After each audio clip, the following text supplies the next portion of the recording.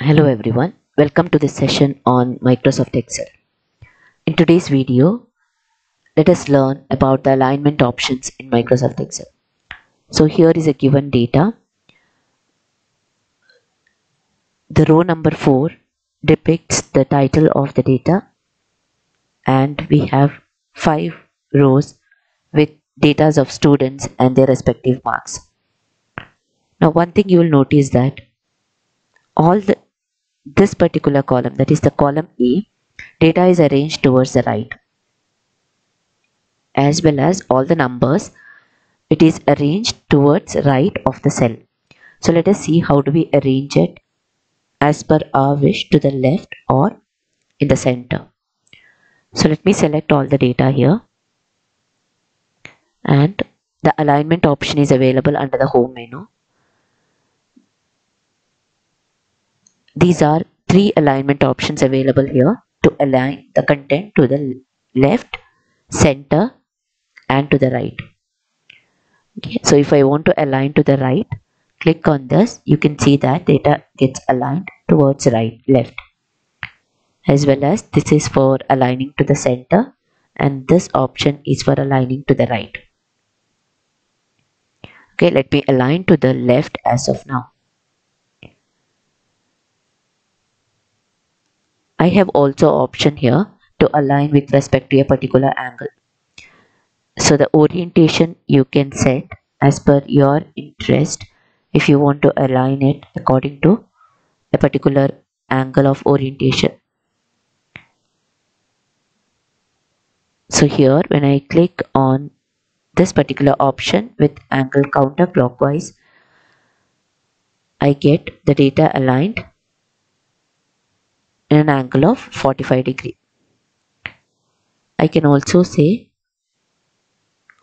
clockwise count 45 degree or vertical text, rotate text up, rotate text down, or I can choose a format cell alignment where I can custom align with respect to the angle which is of your choice. So I can change the angle here. You can change the angle and then say align it to a particular angle of minus 50 degree.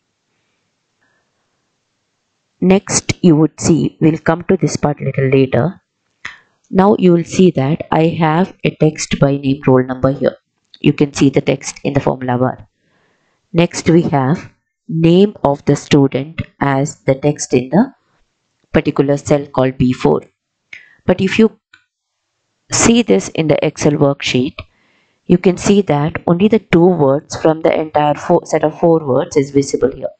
Name of is visible, the student is not visible. Similar with mark subject 1, mark is visible, subject is not completely visible. Same case with this particular cell called D4. Now how do we make sure that you can see the entire content of this cell? One method is to wrap the content. So I can select the whole cell, I can select the whole row. I've selected all the rows because let me apply it to all the rows, or you can apply to specific rows. So if you want to apply to these 3 rows because these are the 3 rows where data is not completely visible, go to home. I have an option called wrap text. So wrap text, what it does is it wraps the extra long text into multiple lines so you can see all of it. So let me try it. Now hope you can see that it has wrapped the text so that the content of all the cells are clearly visible. Now let me increase the size of these cells. The row height I am increasing it. Okay. Now you see that the content of these cells or the data is located in the cell towards left and the bottom corner. But I don't want this to be at the bottom corner. I want it to be at the center of the cell or at the top of the cell. So in order to change the alignment of the cell, you can choose these options where I can align it to the top or I can align it to the center. and even the content can align it to the center, so you can see that it is appearing at the center of the cell even if you increase the size of the cell or the row height of the cell. I can apply this option to the whole data that is available. So let me select it.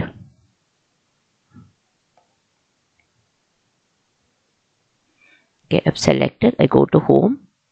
I say arrange it to the center and even the content to the center. Now, why do you think that the name is not completely visible in the cell? Because I have applied wrap text only to the title. Now let me apply wrap text to the name because I cannot see the complete content of the cell here. Go to home and I say wrap text. Now you may notice that the names of the students are completely visible. So we have checked about these alignment. We have checked about this alignment. We saw the orientation, how do you change, and we also checked what is wrap text. Now imagine I have a title here. That is, I say marks details of the students of class 8. Okay, this content whatever I have written in A3 which is given as marks detail of the student of class 8, I want it to be the title of the sheet. Now if you see the print preview, you can see the print preview. I want this part to be the title of the sheet for this entire data whatever you have in the sheet. And if you can see here, if I, even though it is spanning across four cells, if I click on this cell, nothing is there in the formula bar because content are there in the A3 cell. So here I can see the details, and I want this to be as a single cell for the whole content of this whatever I have written here. If I want this as a single cell, I can merge all these cells and make it as a single cell. So I say home and I go to merge and center.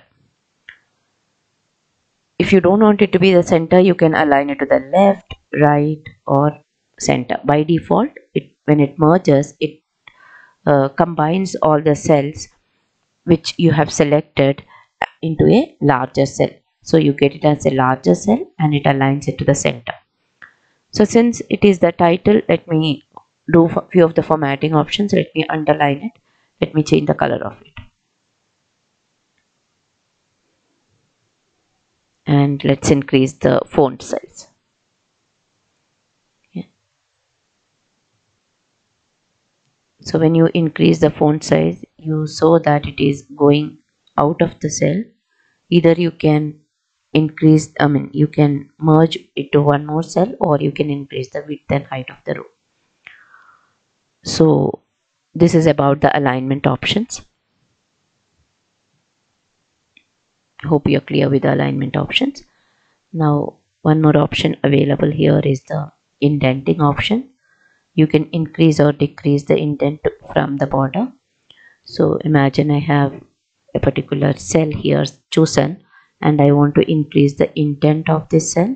So I can increase the indent. Indent is nothing but the margin or the space which we leave from the starting. If I want to decrease the indent, I can decrease the indent. So this is for indenting option. Indent is used to move your content away from the border of the cell or towards the border of the cell. Okay, that's all for today. Thank you.